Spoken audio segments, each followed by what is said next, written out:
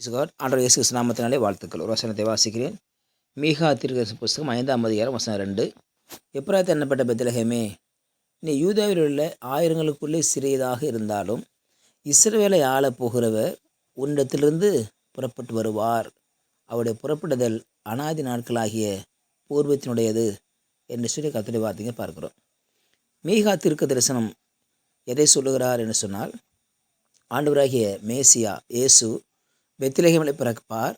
அவர் ஒரு சிறிய கோத்திரத்தில் பிறப்பார். யூதேவை ஆளுகை செய்ய போகிறவர், அல்லது இஸ்ரவேலை ஆளுகை செய்ய போகிறவர். ஆயிரங்களுக்குள்ளே சிறியதான கோத்திரம் யூதா கோத்திரம். அந்த யூதா கோத்திரத்தில் அவர் பிறக்கப் போகிறார். பிறப்பது மாத்திரமல்ல, இஸ்ரவேலையே ஆளுகை செய்ய போகிறார். மேசியா அவர் இஸ்ரவேலையே ஆளுகை செய்ய போகிறவராக பிறப்பார் என்று சொல்லி மீகா சொல்கிறார். மீகா வாழ்ந்த காலகட்டமும் ஏசையா வாழ்ந்த காலகட்டமும் வெவ்வேறு. ஏசையா சொல்கிறார், அவருடைய குணாதிசயங்களை சொல்கிறார். அவர் நாம அதிசயமானது, ஆலோசனை கர்த்தர், வல்லமையுள்ள தேவன், நித்திய பிதா என்று சொல்லி அவர் தன்னுடைய ஆலோசனை அவருடைய குணாதிசயத்தை சொல்லுகிறார்.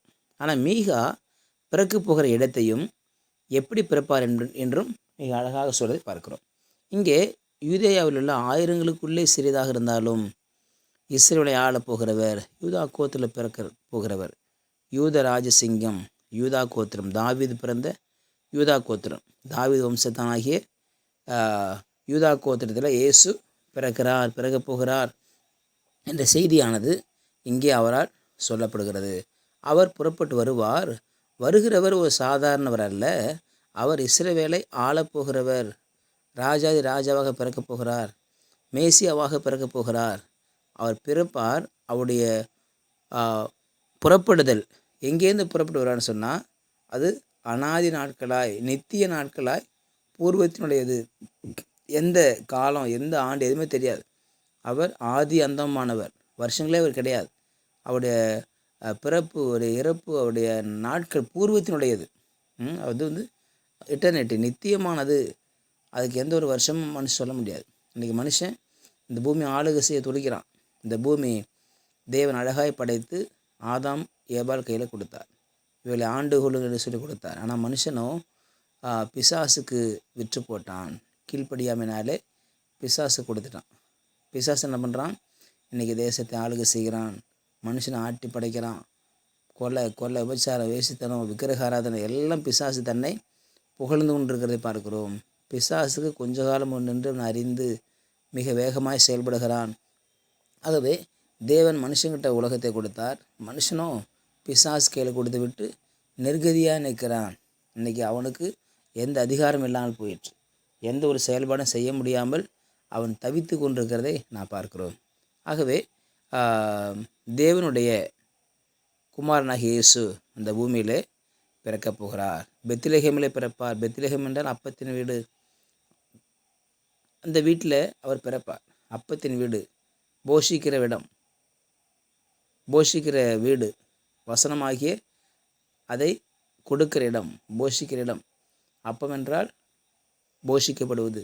அப்பத்தை பிட்டு சீஷர்களுக்கு கொடுத்தார். அப்போது இந்த அப்பம் பிற்கப்பட்டால் தான் மற்றவர்களுக்கு பயன்படும். அப்பத்தை அப்படியே வச்சுருக்க முடியாது. அப்பத்தை பிட்டு தான் சாப்பிடணும்.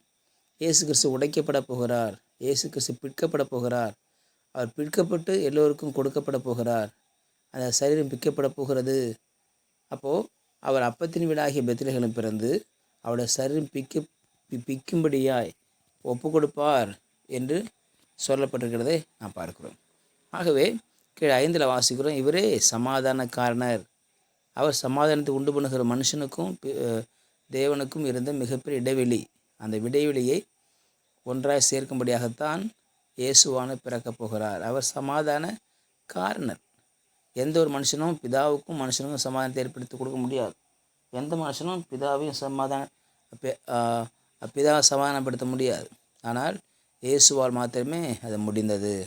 அவரால் மாத்திரமே முடியும் என்று சொல்லி மீகா சொல்கிற காரியத்தை பார்க்கிறோம். அவர் சமாதான காரணராக அவர் வரப்போகிறார்.